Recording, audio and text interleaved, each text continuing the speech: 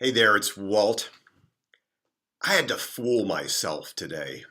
Well, actually, I have to fool myself on a lot of days.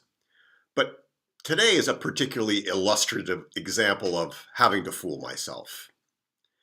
I had this project that's been on my list of things to do for a long time. It was about cutting back the ivy around one of our windows here at our home in West County Cork, Ireland. Now, for those of you who may know Ireland, you may know that ivy is everywhere and it's fairly aggressive, and so it requires one to hack it back fairly frequently. This project was not a terribly attractive project to do, and I've been ignoring it for a long time. And of course, the ivy has been growing more aggressively, and day by day, week by week, the entire window has become occluded. So I really needed to hack the ivy back. But I didn't want to do it. So I told myself today that I was just going to go out and look at the ivy and maybe pull some of it from around the window and just assess the scope of the project. I fooled myself to get out the door, to get changed into my work clothes, to get out the door and to begin to look at the project.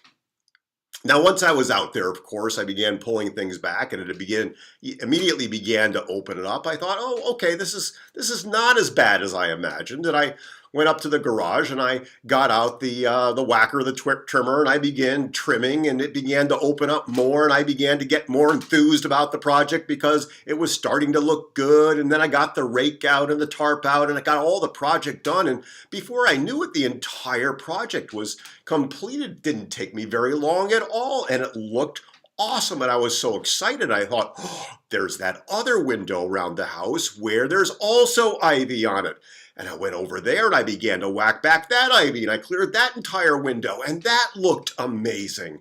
And the entire project, I think, took me maybe an hour and a half. And this entire story in my mind about how big the project was, how onerous the project was going to be, was simply that. It was this big story in my mind. And how often we create these stories about how big projects are going to be and how onerous they're going to be. And I don't know, I find sometimes that I do it when I'm sitting down to write. I don't want to sit down to write because I create this big story around how onerous the project is going to be, or getting a new keynote together, or even getting a new blog post together. Because one of the fruits of going out to whack the entire ivy around the windows today was I came up with a blog idea when I didn't even have one before I went out.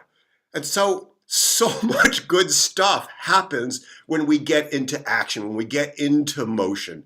The motion helps us to overcome that horrible law of physics called inertia, gets us into motion. The motion creates more motion, and everything begins to open up. And so I find that this technique of fooling myself tends to work for lots of different projects that we create stories around about how hard they're going to be, how big they're going to be, how desperately onerous they're going to be. I fool myself. So I recommend that you experiment with this idea of fooling yourself. Make it a great rest of the day, great rest of the week. Talk soon.